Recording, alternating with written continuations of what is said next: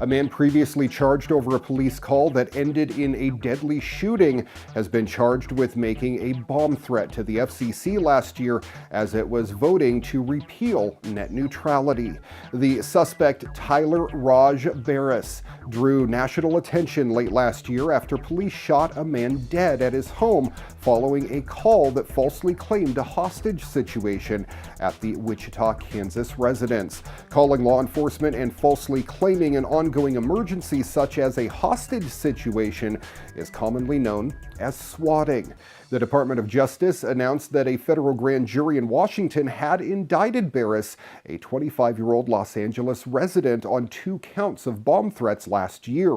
The indictment accused Barris of calling in hoax bomb threats to the FCC on December 14th, the day the agency voted to repeal Obama-era net neutrality regulations.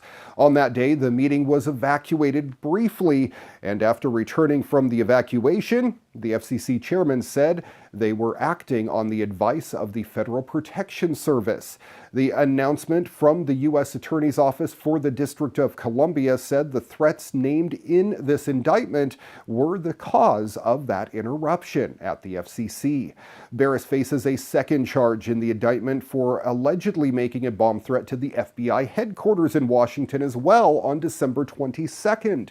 The announcement from Washington noted that Barris was currently detained in Kansas for alleged involvement in the swatting incident that led to Andrew Finch's inadvertent death at the hands of police late last year.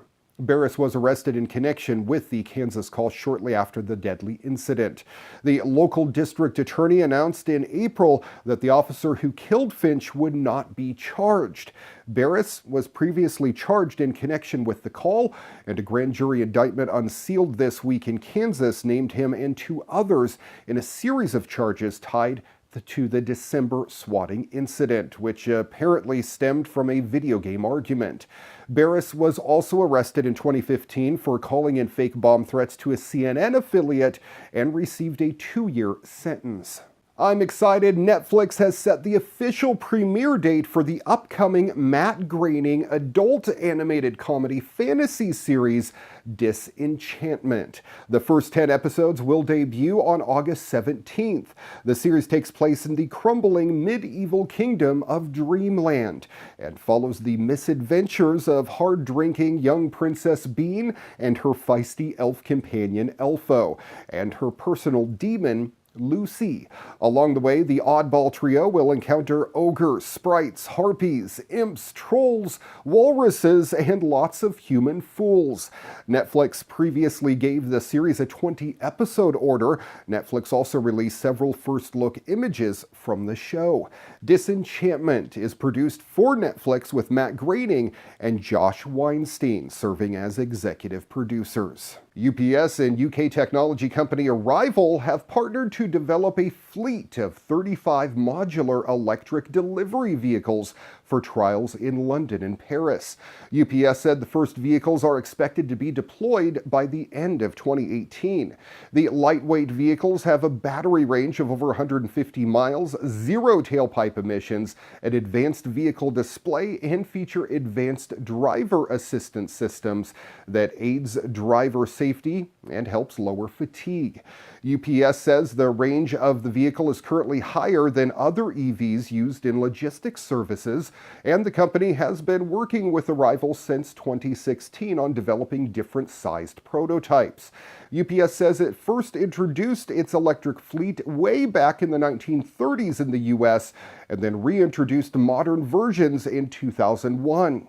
Last year, UPS collaborated with Workhouse Group to deploy and test 50 plug-in electric delivery trucks on urban routes across the U.S., including Atlanta, Dallas, and Los Angeles. And it has ordered 125 fully electric semis from Tesla. And finally, happening in this week's What The?, a woman was arrested after authorities said she left her 2 young children at home alone while she dropped another child off at school. According to a report, a neighbor found the woman's dogs running loose in the neighborhood, captured them, and took them home. When she knocked on the door, a child answered and let the dogs in. The neighbor then called 911 to report that the children were home unsupervised. A deputy who responded made contact with the children, whose ages were redacted from the report. The deputy asked a boy if his parents were home. The boy, wearing only underwear, said no, and that they had not yet eaten. The deputy was able to call the mother, who said she was dropping another child off at middle school and then took someone else to get their hair cut and would be home in 10 or 15 minutes.